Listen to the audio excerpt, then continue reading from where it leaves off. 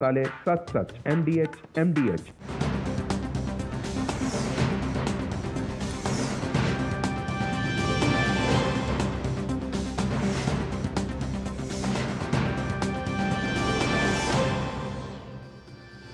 नमस्कार, स्वागत है आप सभी का डीडी न्यूज पर। आप देख रहे हैं मिड डे प्राइम। मैं हूं रमा त्यागी। अगले 1 घंटे में हम बात करेंगे देश भर की बड़ी खबरों की। बताएंगे कि दुनिया भर में कौन कौन सी खबरों पर है सबकी नजर, क्या चल रहा है खेल और अर्थ जगत में, और कुछ झलके फिल्म, कला और संस्कृति के क्षेत्र से भी। लेकिन सबसे पहले बड़ी खबरें। 2 दिन के गुजरात दौरे पर प्रधानमंत्री नरेंद्र मोदी राज्य के एकता नगर में 280 करोड़ से अधिक की विकास परियोजनाओं की करेंगे शुरुआत। पर्यटन क्षेत्र में सुविधाओं और स्थिरता को मिलेगा बढ़ावा।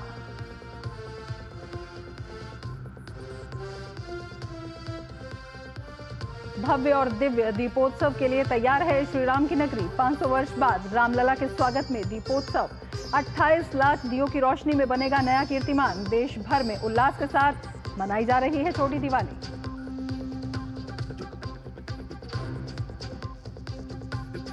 तेज हुआ चुनावी संग्राम। महाराष्ट्र और झारखंड में पहले चरण के उम्मीदवारों के नाम वापस लेने का अंतिम दिन। वहीं महाराष्ट्र में सभी नामांकन पत्रों की होगी जांच।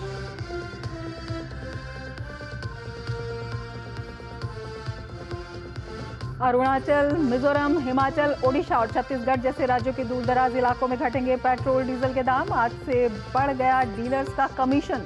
पेट्रोलियम मंत्री ने किया फैसले का स्वागत।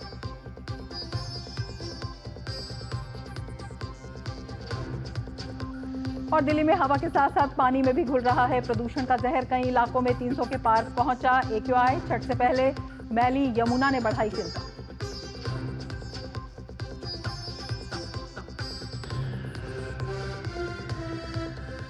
और अब विस्तार से समाचार। प्रधानमंत्री नरेंद्र मोदी आज से 2 दिन तक गुजरात के दौरे पर रहेंगे। पीएम आज केवड़िया के एकता नगर में 280 करोड़ रुपए से अधिक की लागत वाली विभिन्न विकास परियोजनाओं का उद्घाटन और शिलान्यास करेंगे।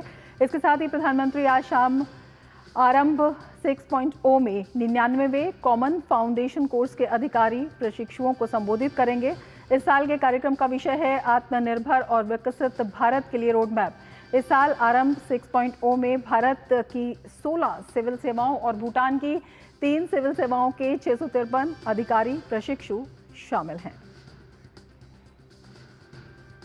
तो प्रधानमंत्री 2 दिन के गुजरात दौरे पर, और गुजरात के लिए आज बड़ा दिन। आत्मनिर्भर और विकसित भारत के लिए रोड मैप, और इस रोड मैप के तहत प्रधानमंत्री नरेंद्र मोदी गुजरात के दौरे पर हैं। कार्यक्रम में कुल 653 अधिकारी प्रशिक्षु भी शामिल होंगे और अपने आप में ये बड़ा कार्यक्रम। और प्रधानमंत्री 2 दिन के गुजरात दौरे पर भारत की 16 सिविल सेवाओं के अधिकारी प्रशिक्षु शामिल होंगे। हमारे संवाददाता नीरज हमारे साथ जुड़े हुए हैं। नीरज से और ज़्यादा जानकारी लेते हैं।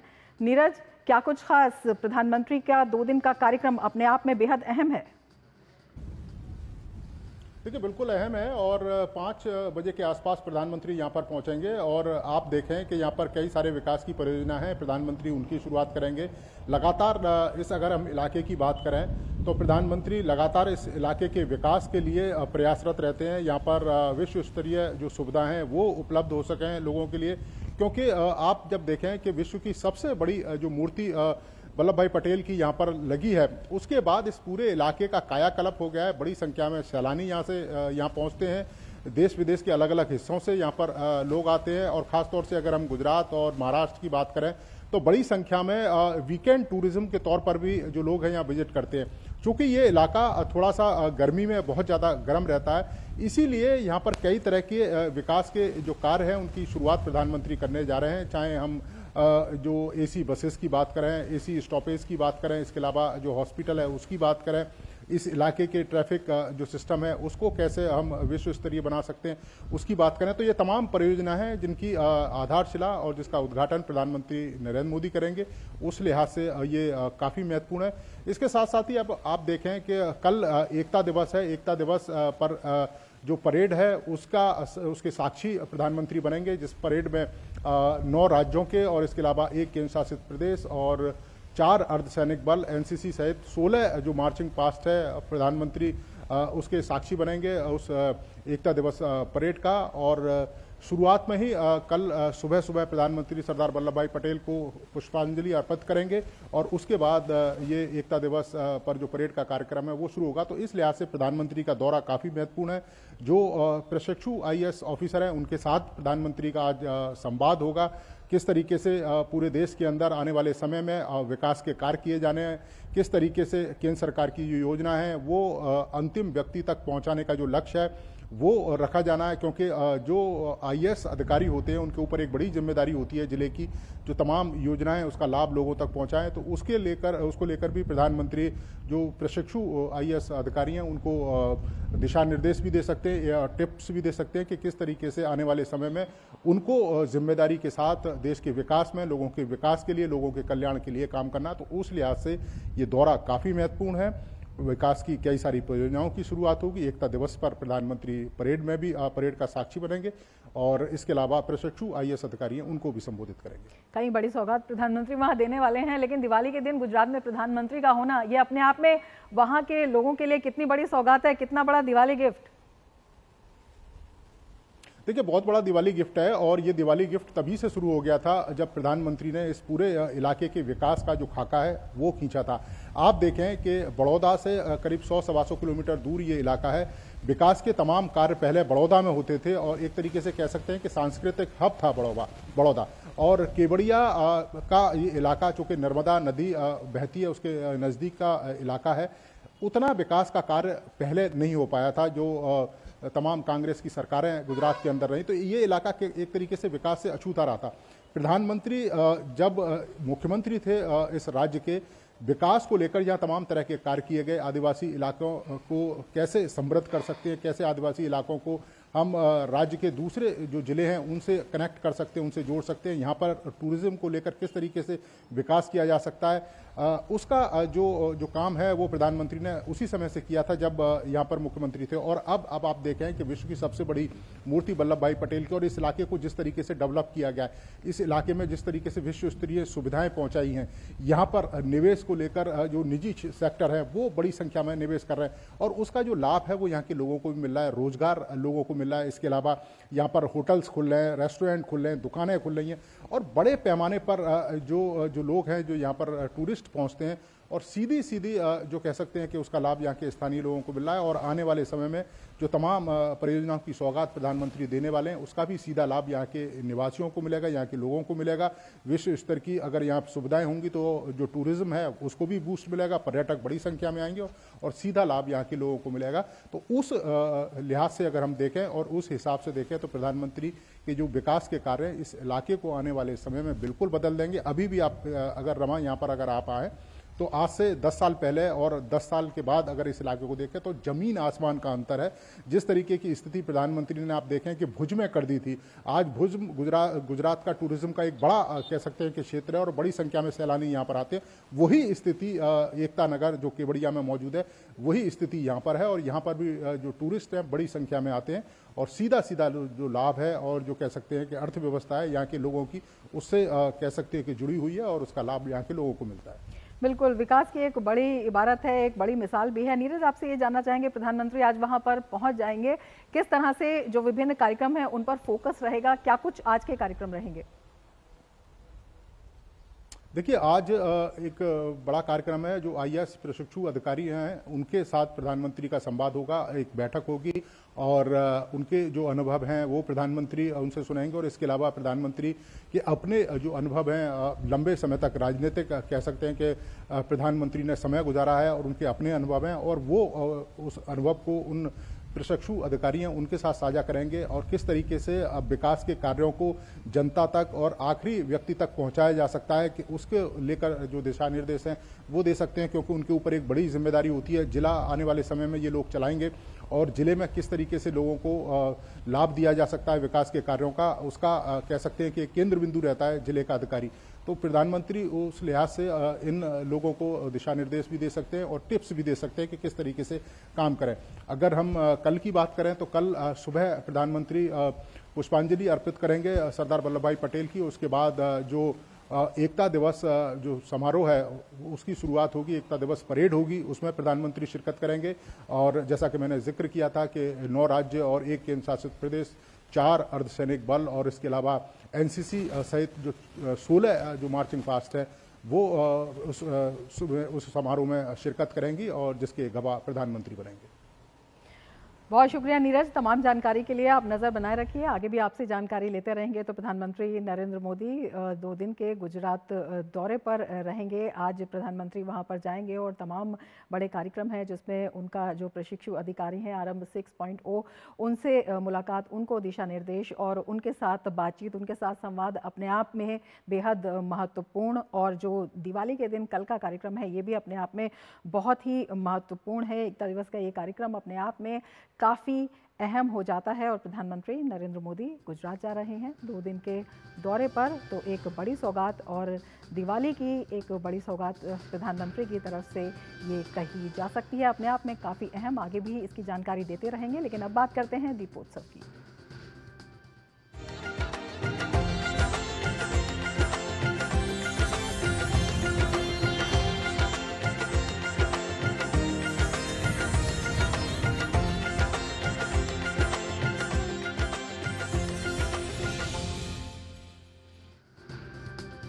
हर साल की तरह इस साल भी अयोध्या में लाखों दीप प्रज्वलित होंगे, लेकिन इस बार दीपोत्सव ज़्यादा ही विशेष है। 500 वर्ष बाद रामलला के मंदिर में विराजमान होने के बाद ये पहला दीपोत्सव है। आज दीपोत्सव में लाखों दीपों को जगमग करने के लिए राम की पैड़ी समेत 55 घाटों पर 28 लाख दिए बिछाए गए हैं और जैसे ही ये दिए प्रकाशमान होंगे, Guinness book of world records में दीपोत्सव का नाम दर्ज हो जाएगा। कल गिनीज बुक की टीम देर शाम तक 55 घाटों पर संयोजित किए गए दियों की गणना करती रही। सूर्यास्त के साथ दियों को प्रज्वलित करने का सिलसिला शुरू होगा। मुख्यमंत्री योगी आदित्यनाथ आज दीपोत्सव में शामिल होंगे। लोग अयोध्या में नाच गा रहे हैं, लोक कलाकार पारंपरिक नृत्य कर रहे हैं। शाम का तो नज़ारा और भी भव्य होने वाला है। तो अयोध्या दुल्हन जैसी सजी हुई है। रामलला के स्वागत में भव्य और दिव्य दीपोत्सव 28 लाख दियों से सजे हैं सरयू के घाट। अपने आप में एक बड़ा दीपोत्सव। रामलला की प्रतिष्ठा के बाद पहली दीपावली, 500 साल बाद इस तरह का दीपोत्सव, लेज़र साउंड और ड्रोन शो की बड़ी तैयारी है। तो दीपोत्सव का नया रिकॉर्ड बनेगा, गिनीज बुक में दर्ज होगा नया कीर्तिमान और इसी के लिए दुल्हन जैसी सज गई है अयोध्या। योगी आदित्यनाथ रामलला का स्वागत करेंगे। तो अपने आप बेहद भव्य और दिव्य अयोध्या का ये दीपोत्सव हो जाता है। ढोल नगाड़ों की धूम और फूलों की महक से आज पूरी अयोध्या में इसकी बयार है। राम की नगरी में आज कह रहे हैं कि सूर्यास्त नहीं होगा और लाखों दियों से अयोध्या रोशन हो जाएगी। उत्साह का माहौल है। नव्य दिव्य भव्य अयोध्या और रामलला के स्वागत में भव्य और दिव्य दीपोत्सव, जब 28 लाख दियों से सरयू के घाट जगमगा जाएंगे। रामलला की प्रतिष्ठा के बाद ये पहली दीपावली है। हमारे संवाददाता अश्विनी हमारे साथ जुड़े हुए हैं और ज़्यादा जानकारी के साथ। अश्विनी, आप ही दिखाइए दृश्यों के माध्यम से और अपने शब्दों के माध्यम से किस तरह का उत्साह है, किस तरह की तैयारी है और किस तरह का एक नया नज़ारा वहाँ पर देखने को मिल रहा है। निश्चित तौर से अयोध्या की महिमा को या फिर अयोध्या के वर्तमान रूप को शब्दों में कहाँ बयां किया जा सकता है। हम योगेश से कहेंगे केवल नज़ारे दिखाएं किस तरीके से सरयू के तट पर स्थित बगल में जो राम की पैड़ी है इसके 55 घाटों को सुसज्जित कर दिया गया है दीपों के जरिए। तकरीबन 28 लाख दीपक जो है इस पूरे 55 घाटों पर अवस्थित किए गए हैं और कोशिश ये है कि 25 लाख दीप प्रज्वलित करने के बाद 28 लाख दीप प्रज्वलित किए जाएंगे और कम से कम 25 लाख से ज़्यादा का विश्व रिकॉर्ड, विश्व कीर्तिमान आज बने।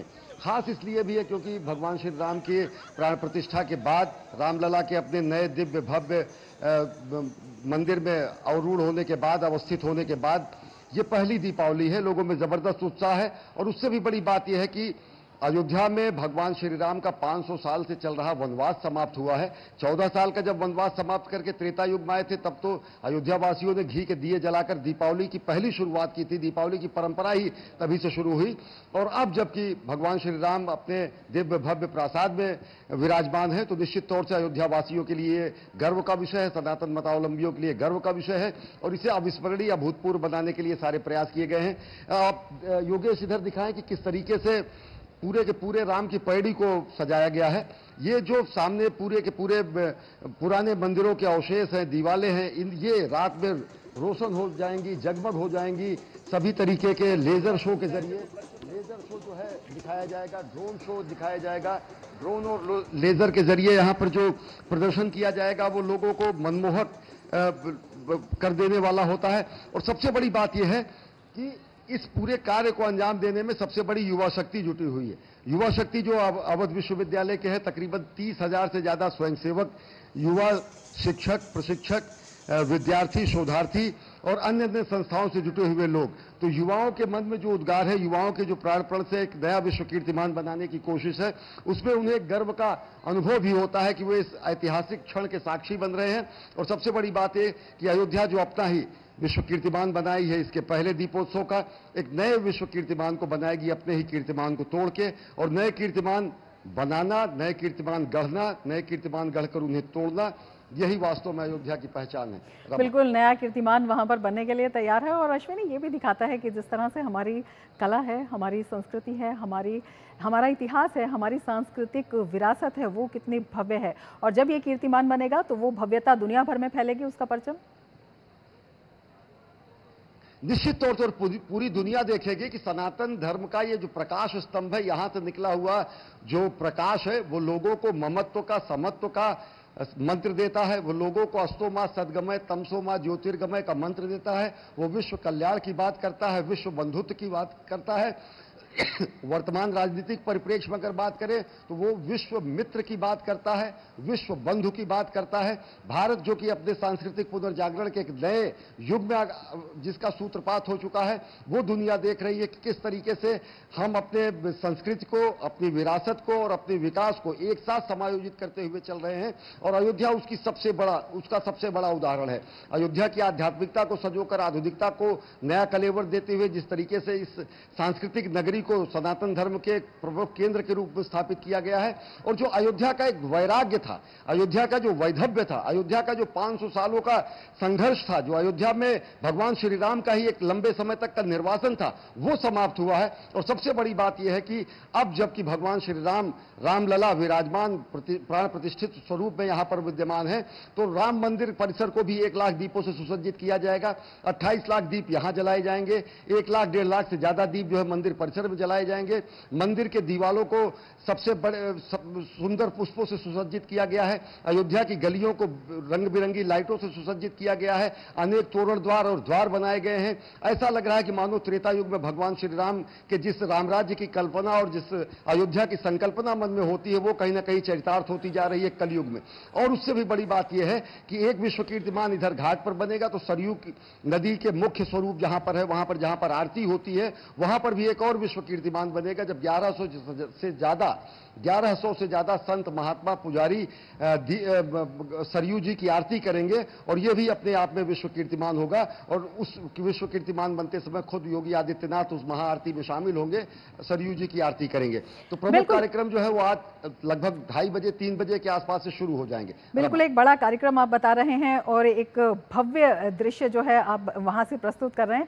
जो दृश्य आप दिखा रहे हैं उनमें हम ये भी देख रहे हैं कि विभिन्न राज्यों के अलग अलग लोग वहां पर आए हुए हैं, जो अपनी कला और संस्कृति का प्रदर्शन भी कर रहे हैं। विभिन्न कलाकार हम देख रहे हैं। तो किस तरह से जो हमारी सांस्कृतिक विरासत है, उसकी भव्यता, अनेकता में एकता, और वही हमें जोड़ती है, ये किस तरह से दिखाई दे रहा है? समूचा विश्व के आकर्षण का केंद्र है, भारत के आकर्षण का केंद्र, भारत की सांस्कृतिक, जिसको कहते हैं सांस्कृतिक भारत की सनातन संस्कृति का नाभि केंद्र तो अयोध्या है ही, साथ ही साथ अयोध्या का जो पुनर्जागरण हुआ है वो विश्व आकर्षण का केंद्र बनाता है। योगेश एक बार दिखाएं कि किस तरीके से देश के कोने कोने से लोग यहां पर आए हैं। सबसे ज्यादा तो यहां पर आपको स्वयंसेवक दिखेंगे, बच्चे दिखेंगे, विद्यार्थी शोधार्थी दिखेंगे जो कि दीप को प्रज्वलन करने के काम में प्राणपण से जुटे हुए हैं। उसके अलावा अगर देखें कि अयोध्या के कोने कोने में चाहे लता चौक हो, चाहे धर्मपथ हो, चाहे श्री राम पथ हो, सभी जगहों पर श्रद्धालुओं का तांता लगा हुआ है। ये एक ऐसा प्रतिबंधित क्षेत्र है क्योंकि मुख्य आयोजन स्थल यहां पर है, लिहाजा लोगों के प्रवेश पत्र की आवश्यकता है, लोगों के आईडी कार्ड को चेक करके यहां पर भेजा जा रहा है और 30,000 से ज्यादा खुद स्वयंसेवक यहां पर है। अनेक गणमान्य व्यक्ति और नगर के निवासी संत महात्मा लोग यहां पर मौजूद होंगे। लाखों की तादाद में शाम को यहां पर जब दीप प्रज्वलित होगा तो लोग उसके साक्षी बनेंगे। और जिस सांस्कृतिक वैभव की आप दुनिया में बात कर रही है, ये वही सांस्कृतिक वैभव है जो सनातन धर्म के उस सिद्धांत को बताता है कि जिसमें हम विश्व के कल्याण के लिए दधीच अपनी अस्थियों का दान कर देते हैं। जब महाराजा विक्रमादित्य का राज्यारोहण होता है तब उस दिन दीपावली ही होती है। जब भगवान श्री राम का रावण का वध करके अयोध्या का पुनरागमन होता है तो वो दीपावली का ही दिन होता है। दीपावली की तो खैर शुरुआत ही वहीं से होती है। जब अशोक जो है अपने दिग्विजय के चक्र पर बाहर निकलते हैं, चक्रवर्ती अशोक, तो वो दीपावली का दिन होता है। जब समर्थ गुरु रामदास का देहांत होता है तो वो दीपावली का दिन होता है। जब अमृतसर में स्वर्ण मंदिर की आधारशिला रखी जाती है तो वो दीपावली का दिन होता है। जब जैन तीर्थंकर महावीर जी अपने को तिरोहित करते हैं, उनके प्राण यहां निकलते हैं, तो जैन परंपरा में उस दिव्य ज्योति के अवसान के बाद भौतिक ज्योति को जलाकर उस क्षतिपूर्ति की करने की परंपरा जो शुरू हुई है वो दीपावली से जुड़ी हुई है। तो देखें तो भारत की सनातन संस्कृति में पूरी की पूरी दीपावली कहीं ना कहीं दीपों का जलाना और दीपों का वंदन करना ये हमारी परंपरा रही है। और उससे भी बड़ी बात यह है कि ये अज्ञानता से ज्ञान की ओर, अंधकार से प्रकाश की ओर, विषाद से हर्ष की ओर, ऊर्जा की ओर ऐसा आवागमन होता है जो कि लोगों को रास्ता नहीं दिखाता है, लोगों को ऊर्जस्वित करता है, प्रेरित करता है। और यही हमारी दीपों की परंपरा अनादिकाल से चल रही है जो यहां पर आज अयोध्या में एक नया विश्व कीर्तिमान बनाएगी। रमा जी बिल्कुल, महान है हमारी विरासत और विश्व को रास्ता दिखाती है। और जिस तरह से हमारी पारंपरिक, सांस्कृतिक, ऐतिहासिक विरासत को इस बार जो है विश्व रिकॉर्ड बनाने की तैयारी है और विश्व में जिसे कह सकते हैं कि विश्व को भी प्रकाशमान एक तरह से करने की तैयारी है। अश्विनी, ये भी आपसे जानना चाहेंगे, तमाम तरह के आधुनिक उपकरण भी लगाए गए हैं, तमाम तरह के जो आधुनिक तकनीक है वो भी लगाई गई हैं इसके लिए, तो परंपरा और विरासत साथ साथ जो प्रधानमंत्री कहते हैं वो कैसे दिखाई दे रही है वहाँ पर? यहां पर आप देखें एआई, जिसको प्रधानमंत्री नरेंद्र मोदी ने कहा कि आर्टिफिशियल इंटेलिजेंस और एस्पिरेशनल इंडिया दोनों दिखती है। एस्पिरेशनल इंडिया इन युवाओं में दिखती है जो कि विश्व कीर्तिमान के सहभागी बनेंगे। एस्पिरेशनल इंडिया यहां पर दिखती है कि आसपास के बहुत सारे पूर्वांचल के ऐसे आकांक्षी जिले थे जिनको कहीं ना कहीं विकसित करने का कार्य किया जा रहा है।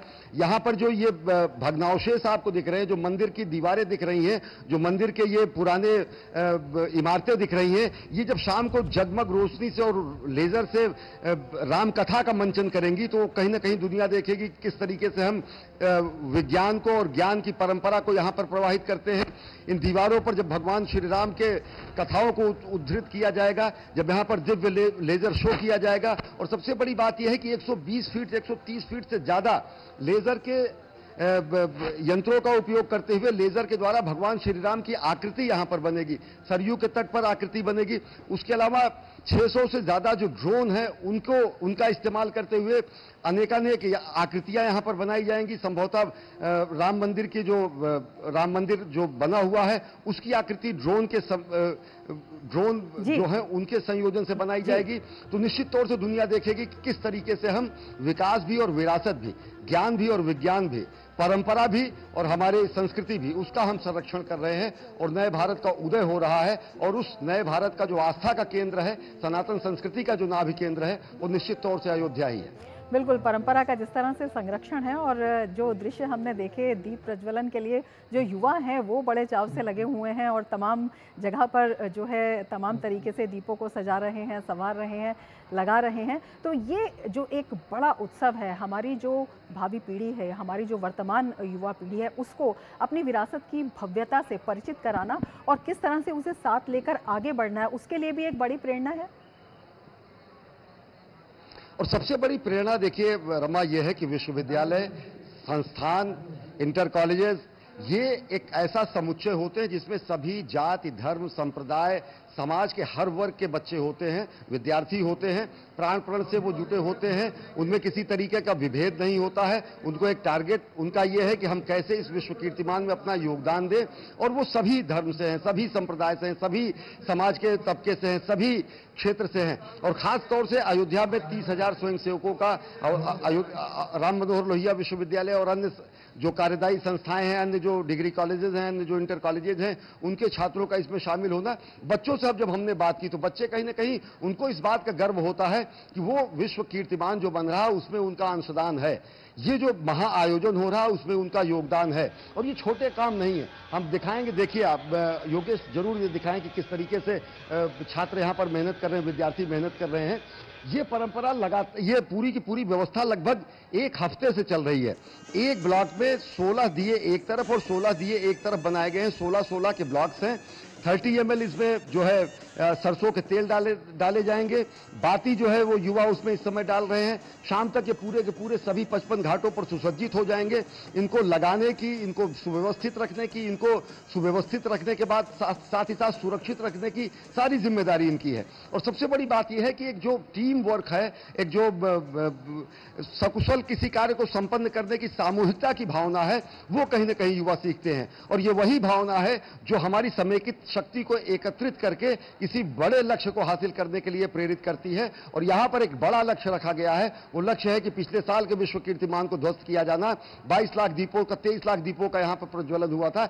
28 लाख दिए जलाएंगे और 28 लाख दियों में से अगर 25 लाख से ज्यादा दिए जलते रह गए तो ये Guinness book of world record होगा। और एक और विश्व कीर्तिमान बनेगा जब सरयू आरती होगी, महाआरती होगी। 1100 से ज्यादा संत, महात्मा, वेद पाठक इस आरती में शामिल होंगे। तो निश्चित तौर से एक सामूहिकता का, समेकिकता का, सांस्कृतिक उद्भव का और साथ ही साथ युवा शक्ति का यह अद्भुत नमूना है, अद्भुत समुच्चय है। रमा, बिल्कुल, तमाम जो अद्भुत दृश्य हैं आप वहाँ से लगातार हमें दिखा रहे हैं और किस तरह से एकजुट होकर देश भर के लोग वहाँ पर पहुँचे हुए हैं और वो लगे हुए हैं, युवा जिस तरह से लगे हुए हैं। आपसे ये भी जानना चाहेंगे अश्विनी कि 55 घाट हैं और उसमें बताया जा रहा है कि अलग अलग जोन्स में उनको बांटा गया है और अलग अलग आकृति में भी दियों को लगाया जा रहा है, थोड़ा ये भी बताइए। जी, दियों का तो विन्यास मैं एक बार फिर कहूँगा, बहुत सारे विजुअल्स हमने भेजे हैं और यहाँ से लेकर 55 घाटों तक अलग अलग तरीके से, अलग अलग सामंजस्य में, अलग अलग समुच्चय में दीपों को सुसज्जित किया गया है। अलग अलग आकृतियाँ उकेरी गई हैं। कहीं पर दीपों के बड़े बड़े जो स्वरूप है उनके आधार पर संदेश देने की भी कोशिश की गई है। और पूरे अयोध्या को इस समय रामचरितमानस की चौपाइयों से, सूक्तियों से, राम कथा के प्रसंगों से सुसज्जित किया गया है। बहुत बड़े बड़े वृत्त चित्र लगाए गए हैं। और इस पूरे के पूरे अगर 55 घाटों की बात करें तो 55 घाटों पर जो नयनाभिराम दृश्य होगा वो शाम को ही होगा, जब सभी दीपक जो है प्रज्वलित हो जाएंगे, टिमटिमा उठेंगे और उस समय देखना कहीं ना कहीं लोगों के लिए बड़ा नयनाभिराम दृश्य होगा। अगर सुरक्षा व्यवस्था की बात करें, अगर इस पूरे क्षेत्र को 16 जोन में बांटा गया है। 16 जोन में यहां पर जल पुलिस लगाई गई है क्योंकि एक बड़ा लंबा सरयू जी का पाट यहां पर होता है। वहां पर जल पुलिस के साथ साथ स्थानीय पुलिस है और साथ अर्धसैनिक बलों को भी सुदूर अंचलों में लगाया गया है। डाइवर्जेंस बहुत सारे किए गए इस इलाके में। लोगों के आवागमन पर थोड़ी निषेध किया गया है जिससे ज्यादा से ज्यादा यहाँ पर व्यवस्था को बनाए रखा जाए। लेकिन यहाँ पर इस मुख्य आयोजन स्थल पर आने के लिए लोगों को प्रवेश पत्र की आवश्यकता तो है ही। लेकिन हम एक और दिखाएंगे आपको, योगेश जरूर ये दिखाएं, जो मुख्य दर्शक दीर्घा से आगे जो दीपोत्सव का मुख्य पांडाल है, यहीं पर लेजर शो का आयोजन किया जाएगा और यहीं पर रामकथा का मंचन किया जाएगा। और इसके बाद सरयू के दूसरे तट पर रामकथा कुंज है जहां पर 3:15 बजे से लेकर 5:15 बजे तक भगवान श्री राम का राज्याभिषेक किया जाएगा, आरती की जाएगी। और साथ ही साथ अन्य आयोजन किए जाएंगे। तो इंतजार सबको शाम का है। रबा। बिल्कुल सबको इंतजार है और आपके माध्यम से हम डीडी न्यूज़ के माध्यम से सबको दिखाएंगे किस तरह से ये भव्य दीपोत्सव। बहुत शुक्रिया अश्विनी तमाम जानकारी के लिए।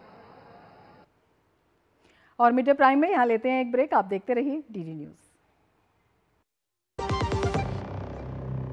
बात जब पीढ़ियों के लिए बनने वाले घर की हो तो जिम्मेदारी बड़ी हो जाती है। गैलेंट समझता है ये जिम्मेदारी। अब डबल एम रिब्स के साथ गैलेंट एडवांस TMT रीबार, निर्माण का रियल हीरो। ये तुम्हारा खेत नहीं, रेल का मैदान है। अकेले क्या कर लोगे?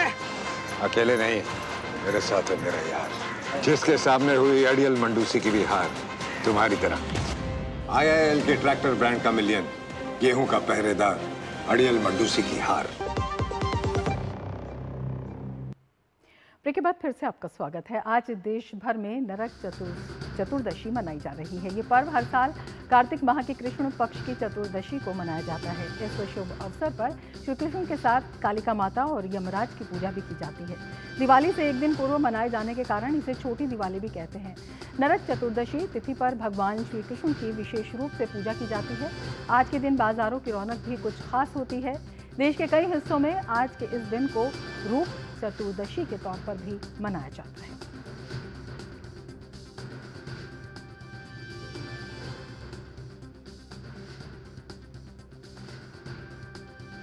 तो ये भव्य सजावट आप देख रहे हैं।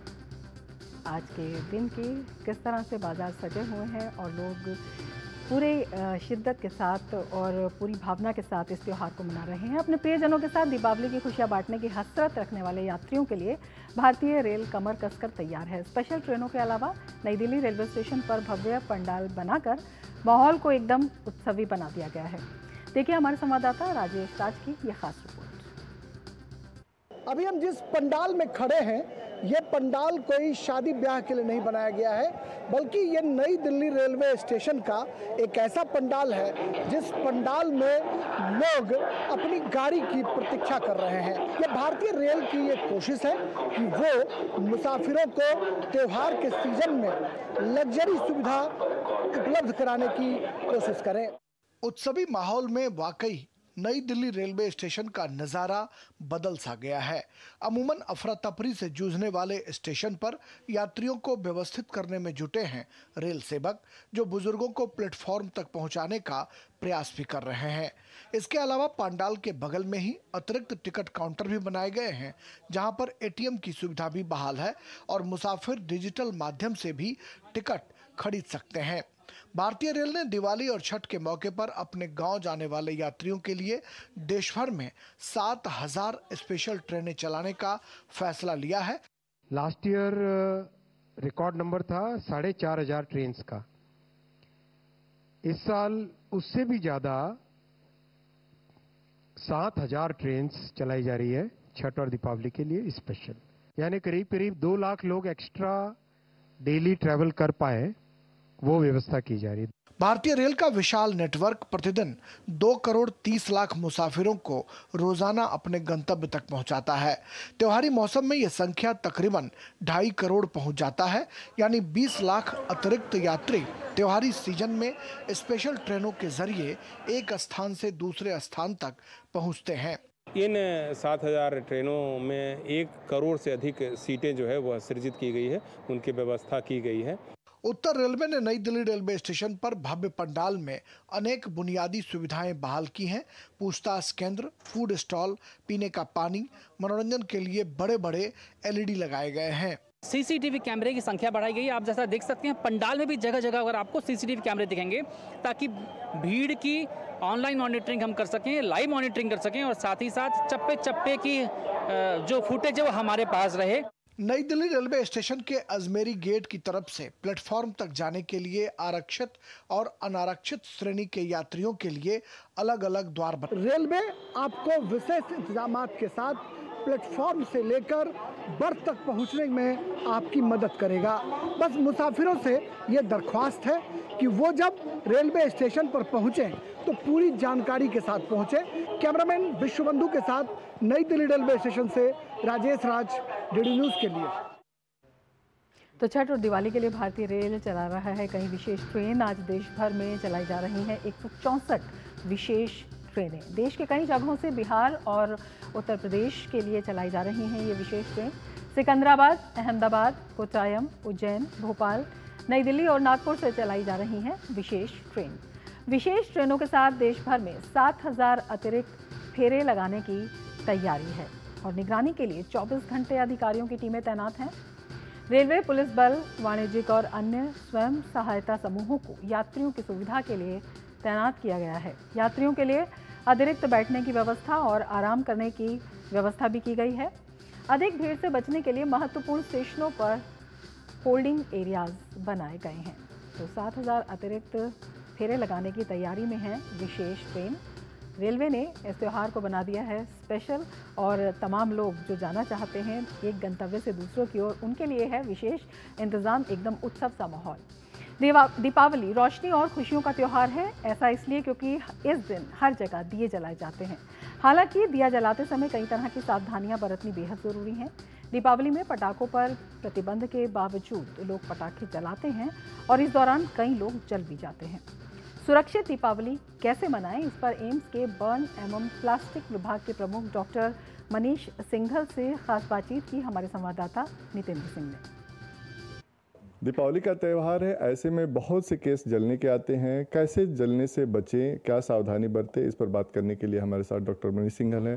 सर, किस तरह के मामले आपके पास आते हैं? दीपावली में हमारे पास जो मामले आते हैं वो बेसिकली आग से रिलेटेड ज़्यादा आते हैं, जिसमें जो पटाखों की आग हुई या दिए का हुआ या उनकी वजह से या हमारे पास ज़्यादा केसेस आते हैं। जो होममेड पटाखे या जो इधर उधर से लोग अरेंज कर लेते हैं उनके केसेस ज़्यादा आते हैं हमारे पास।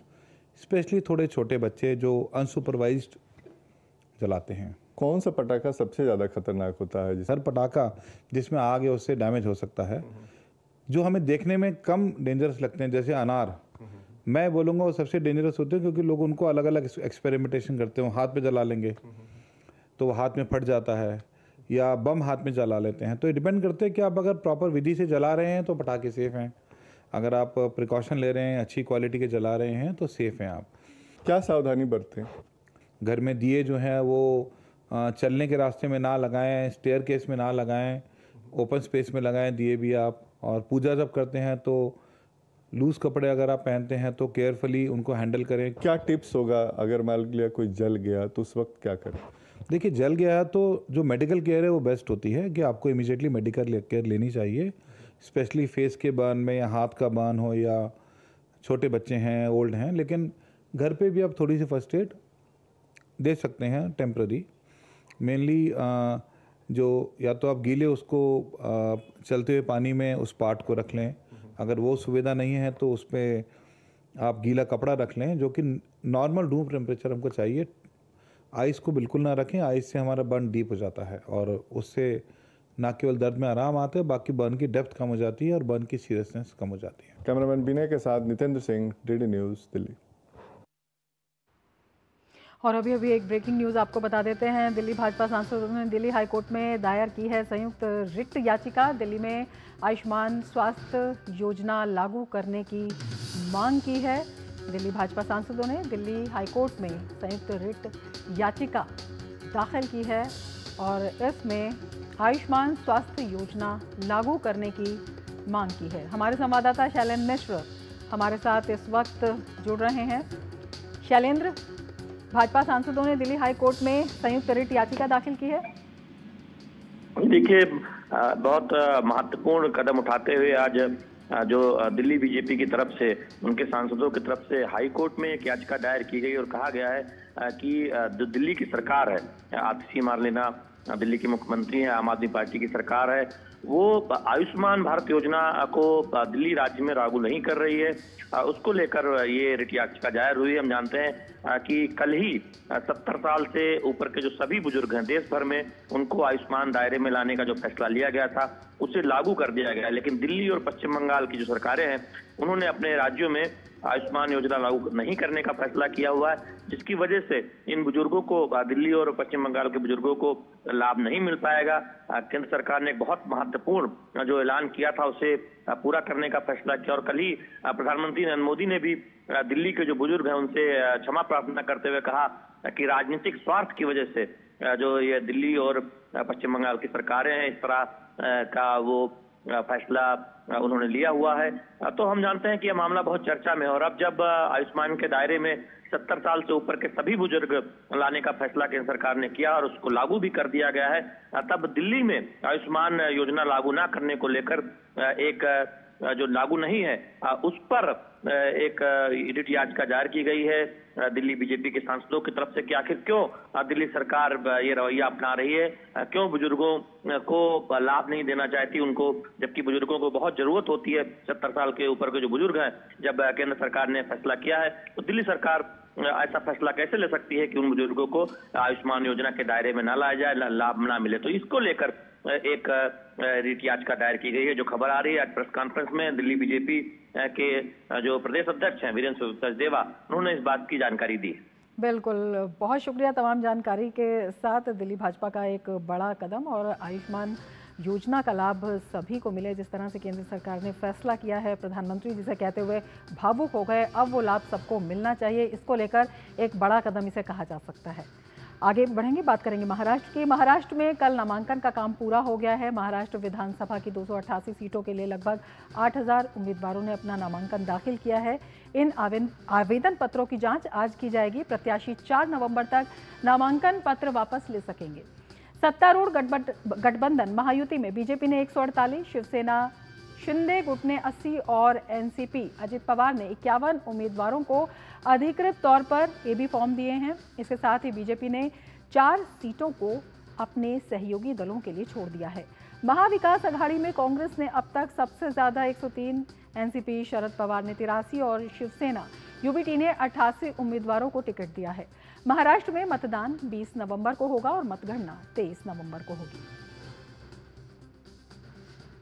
और बात करें झारखंड की, तो झारखंड में नामांकन का काम पूरा हो चुका है। आज पहले चरण से जुड़े उम्मीदवारों के नाम वापस लेने की आखिरी तारीख है। वहीं दूसरे चरण के नामांकन पत्रों की भी जांच आज ही होगी। दूसरे चरण के प्रत्याशी 1 नवंबर तक अपने नाम वापस ले सकते हैं। दूसरे चरण के 38 विधानसभा क्षेत्रों में नामांकन के आखिरी दिन 297 प्रत्याशियों ने नामांकन दाखिल किया। इस तरह कुल 634 नामांकन दर्ज किए गए हैं। और हमारे 2 संवाददाता हमारे साथ जुड़े हुए हैं और ज़्यादा जानकारी के साथ झारखंड से सोमेश पटेल हमारे साथ जुड़े हुए हैं और महाराष्ट्र से शिशिर हमारे साथ जुड़े हुए हैं। शिशिर, सबसे पहले आपके पास आना चाहेंगे और आपसे जानना चाहेंगे किस तरह की चुनावी हलचल और किस तरह से जो है लगातार 2 गठबंधनों के बीच ये जो चुनाव है इसमें अब सियासी गतिविधियां तेज हो गई हैं। बिल्कुल, देखिए, हालांकि कल जो था आखिरी दिन था नामांकन पर्चा दाखिल करने का, लेकिन इसके बावजूद हमने देखा कि बहुत सारी अब तक जो है स्पष्टता नहीं आ पाई है। मतलब अगर हम बात करें कि कहां पर किस प्रकार से लड़ाई होने वाली है हमें पता नहीं है, लेकिन जो आंकड़े इस वक्त हमारे पास है वो काफी इंटरेस्टिंग है। 7995 उम्मीदवार इस वक्त मैदान में है। उन्होंने तकरीबन 10,905 जो है आवेदन डाले हुए हैं 288 सीट के लिए पूरे महाराष्ट्र में। यही अगर हम बात करें, यहाँ पर 2 प्रमुख जो है गठबंधन है, महायुति और महाविकास आघाड़ी।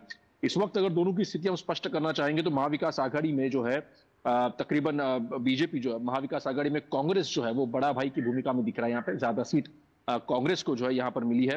103 जगह पर कांग्रेस लड़ने वाली है। तो वही बात करें हम शिवसेना उद्धव ठाकरे पक्ष की, तकरीबन 88 सीटों पर जो है उद्धव ठाकरे इस वक्त चुनाव लड़ने वाला है। ऑफिशियल नामांकन पत्र में, ऑफिशियली वर्ड इस्तेमाल इसलिए कर रहा हूँ कि इसके पीछे क्या कारण है बताऊंगा मैं। उसके बाद अगर देखा जाए तो हम बात करें एनसीपी की, तो 87 सीट्स जो है एनसीपी द्वारा जो है वो मैदान में उतारी गई है। और यहाँ पर अगर देखा जाए कुछ जो मित्र पक्ष है महाविकास आघाड़ी के, उनको ये जगह दी गई है। वही अगर हम चित्र अगर महायुति का स्पष्ट करें, जो कल आंकड़ों के अनुसार हमारे पास आया है, तो उसके अनुसार इस वक्त महायुति में बड़े भाई की भूमिका पर जो है बीजेपी है। तकरीबन 148 सीट बीजेपी जो है इस बार लड़ रही है।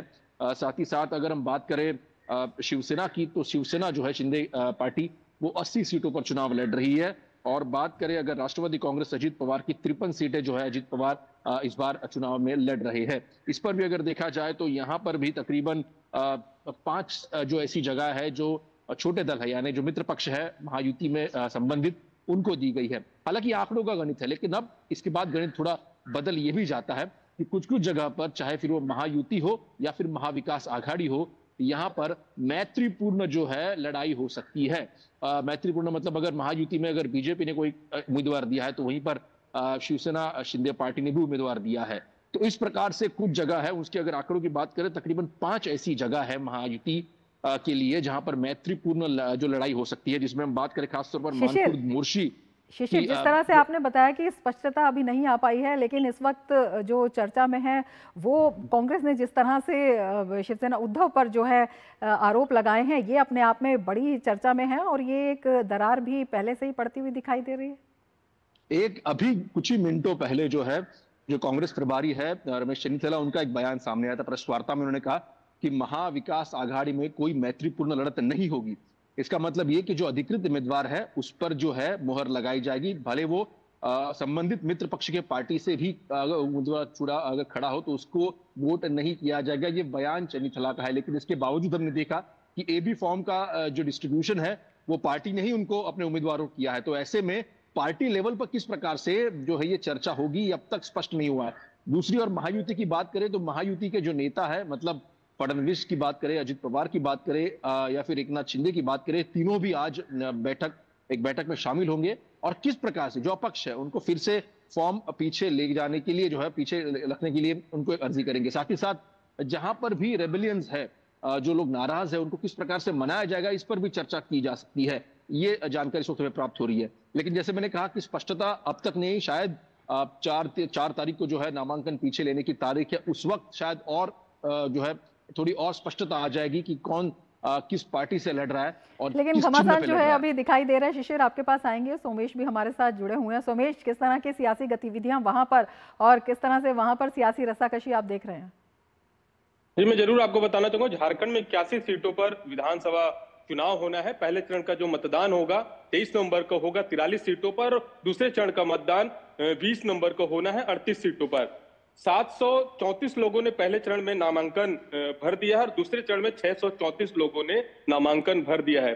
झारखंड में जो तमाम इस वक्त जो मुद्दा चल रहा है, बांग्लादेश घुसपैठ का मुद्दा चल रहा है। कुछ दिन पहले निशिकांत दुबे हैं जो गोंडा से सांसद है, उन्होंने एक आवेदन पत्र यहाँ पर सोशल मीडिया में रखा था, लोगों के बीच भी साझा की थी। उसमें इस बात का स्पष्ट किया था कि झारखंड में बांग्लादेश घुसपैठ हो रहा है, जिससे आदिवासियों की संख्या कम हो रही है। ये आवेदन झारखंड की मुक्ति मोर्चा सरकार के द्वारा वहां के प्रशासनिक अधिकारियों को दिया गया, तो उसमें इस बात का भी जिक्र किया गया था कि किस तरह से यहाँ पर संथाल परगना है, बांग्लादेश घुसपैठ होता है, उसको लेकर यहाँ पर तमाम मुद्दों को लेकर यहाँ पर रखा था। दूसरी तरफ जो वर्तमान में जो सरकार है, झारखंड मुक्ति मोर्चा की सरकार है, उनके द्वारा स्पष्ट रूप से कहता है कि झारखंड में कोई बांग्लादेश घुसपैठ का मुद्दा नहीं है। बीजेपी यहाँ पर वोट बैंक की राजनीति कर रही है। तो कहीं ना कहीं ये जो तमाम मुद्दे हैं, विकास के मुद्दे हैं, 5 साल में जो विकास हुए हैं, विकास के मुद्दे को लेकर जो झारखंड मुक्ति मोर्चा के यहाँ पर जो सरकार इन तमाम मुद्दों को लेकर जनता के बीच में जारी हुई, जो यहाँ पर एनडीए और इंडिया महागठबंधन के बीच कड़ा मुकाबला है।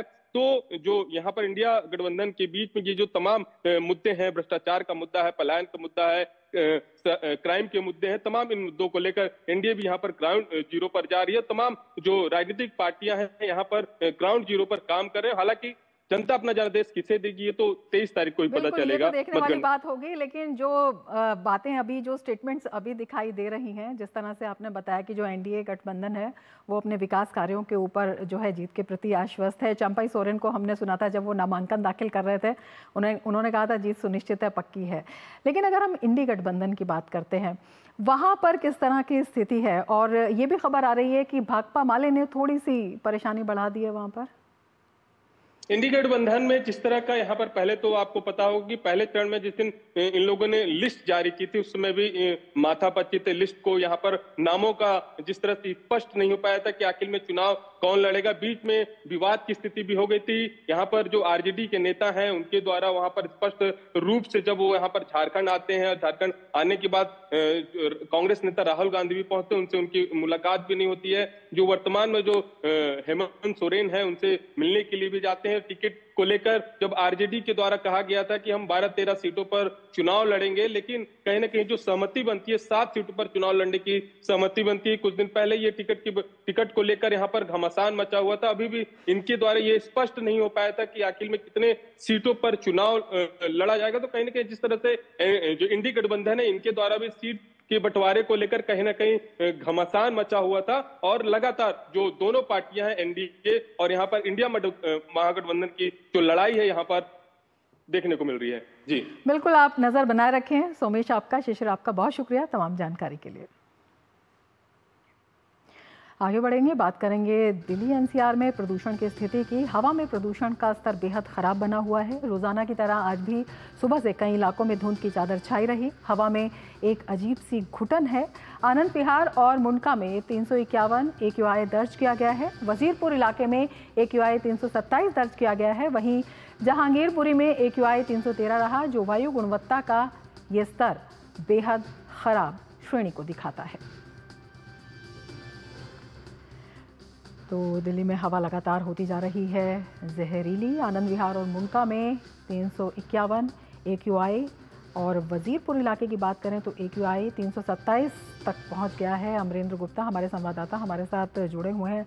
अमरेंद्र, लगातार जो प्रदूषण की स्थिति है बिगड़ती जा रही है। रमा, ये पिछले 10 दिनों से अगर देखें तो दिल्ली की आबो हवा दम घोटू हो गई है, खासी जहरीली हो गई है और सुबह और शाम को जो है सांस लेने में खासी दिक्कतों का सामना करना पड़ रहा है। और अगर AQI की बात करें, एयर क्वालिटी इंडेक्स की बात करें तो ये लगातार ग्रेड 2 में बना हुआ है, यानी कि 300 से 400 के बीच का आंकड़ा है। और जो दिल्ली के जो रेड जोन्स हैं उसमें ये आंकड़ा कई जगह जो है 400 से 500 के बीच में जा चुका है। यानी कि कुल मिला के जो है दिल्ली में खासी दिक्कतें हो रही हैं लोगों को सरवाइव करने के लिए और सांस लेने के लिए। ऐसे में सबसे बड़ा जो संकट है नौनिहाल बच्चों का है। जो बच्चे स्कूल जा रहे हैं उनको लेकर खासी चिंता है और खासकर जो बुजुर्ग हैं, जो बीमार हैं और जिनका इलाज चल रहा है उनको भी खासी दिक्कतें हो रही हैं। ऐसे में जो भारत सरकार है उन्होंने कई गाइडलाइन जारी की है और अभी पिछले दिनों जो है केंद्रीय मंत्री भूपेंद्र यादव के साथ एक अहम बैठक हुई थी दिल्ली में, जिसमें जो है दिल्ली सहित जो उत्तर प्रदेश, हरियाणा और आसपास के जो राज्य हैं उनके पर्यावरण मंत्री आए थे और उसमें कई सारी गाइडलाइंस को दिया गया था, जिसमें साफ तौर पर जो दिल्ली ने जो मांग की, क्योंकि दिल्ली के ऊपर एक बड़ा सवाल है सारी चीजों को मैनेज करने का और जिस तरह से पिछले 10 सालों से और लगातार ये बात अमरेंद्र उठाई भी जाती है। क्या वजह है, दिल्ली सरकार क्यों नहीं इसे कंट्रोल कर पा रही है?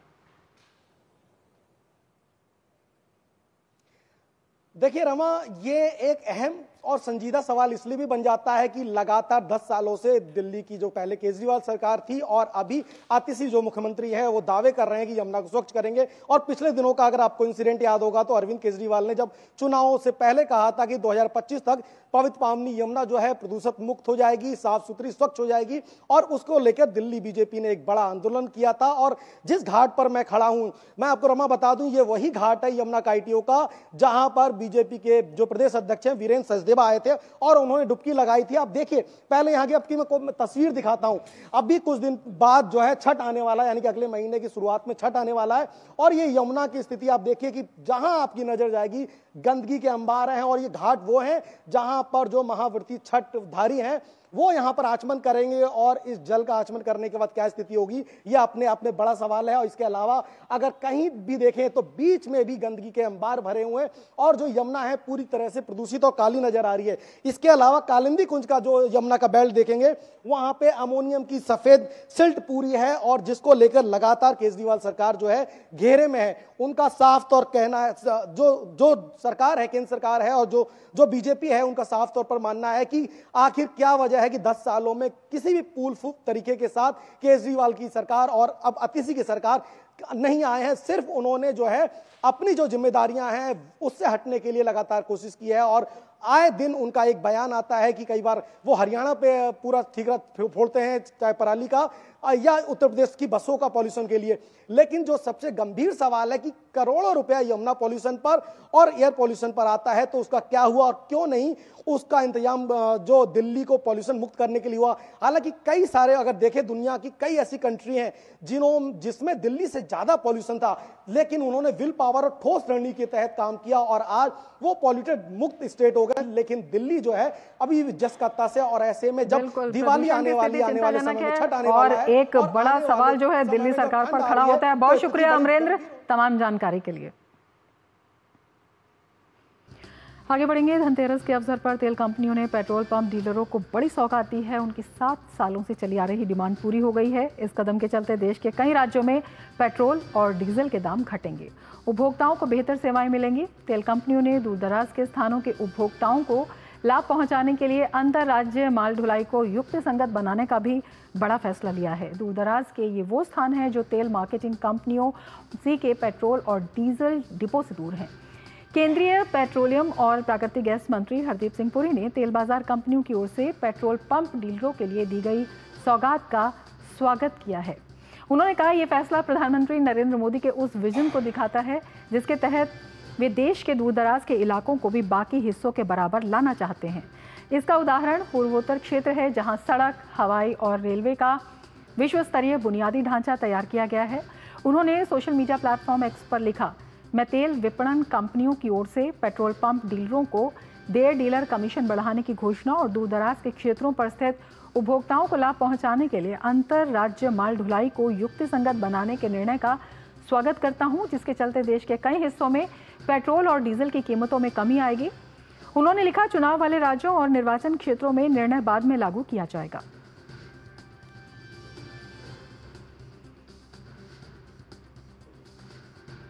और अब देख लेते हैं खेल की खबरें। और खेल की खबरों के साथ सुचित्रा हमारे साथ इस वक्त जुड़ चुकी हैं। सुचित्रा, क्या कुछ खास खेल की खबरों में आज? शुक्रिया रमा। शुरुआत करते हैं भारतीय महिला क्रिकेट से जुड़ी एक अच्छी खबर के साथ। भारतीय महिला क्रिकेट टीम की ऑफ स्पिनर दीप्ति शर्मा गेंदबाजों की ताज़ा आईसीसी महिला वनडे रैंकिंग्स में 2 पायदान ऊपर चढ़कर करियर के सर्वश्रेष्ठ दूसरे स्थान पर पहुंच गई हैं। दीप्ति घरेलू मैदान पर न्यूजीलैंड के खिलाफ वनडे सीरीज के शुरुआती 2 मैच में भारत की सर्वश्रेष्ठ खिलाड़ियों में से एक रही थी। दीप्ति ने 2 मैच में 3.42 के इकोनॉमी रेट से 3 विकेट लिए। इससे दीप्ति को 2 स्थान का फायदा हुआ और वे तालिका में दूसरे स्थान पर पहुंच गई। इस उपलब्धि के साथ ही भारत की वरिष्ठ स्पिनर दीप्ति ने इंग्लैंड की ट्विकर और सोफी एक्लेस्टन को पीछे छोड़ दिया। इंडियन सुपर लीग के मुकाबले में आज मोहन बागान सुपर जायंट्स और मेजबान हैदराबाद एफसी आमने सामने होंगे। ये मुकाबला शाम 7:30 बजे गाचीबावली में खेला जाएगा। हैदराबाद एफसी ने हाल ही में कोलकाता में मोहम्मडन स्पोर्टिंग पर 4-0 की शानदार जीत हासिल की थी। हैदराबाद एफसी के फॉरवर्ड्स ने सिटी ऑफ जॉय में अब तक धमाकेदार प्रदर्शन किया है।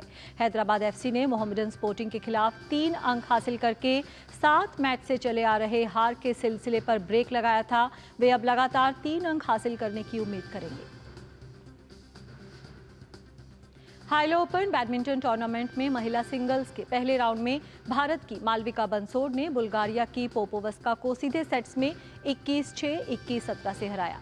एक अन्य मुकाबले में भारत की ही रक्षिता श्री ने चीनी ताइपे की यू चेन हुई को 21-13, 21-19 से हराकर महिला सिंगल्स के अंतिम 16वें राउंड में प्रवेश किया। एक और मुकाबले में भारत की केयूरा मोपती ने जर्मनी की मिरांडा विल्सन को 21-15, 21-15 से हराया। तो ये थी इस वक्त की खेल जगत की प्रमुख खबरें। वापस चलते हैं रमा के पास। बहुत शुक्रिया सुचित्रा तमाम खबरों की जानकारी के लिए। तो खबरों की दुनिया से जुड़े रहने के लिए अब डीडी न्यूज़ की खबरें और updates YouTube, Facebook, Twitter, Instagram और हमारी वेबसाइट्स पर भी उपलब्ध हैं और आप इन्हें फॉलो और सब्सक्राइब कर सकते हैं। इसके साथ ही मिड डे प्राइम में फिलहाल इतना ही। दीजिए इजाजत, नमस्कार।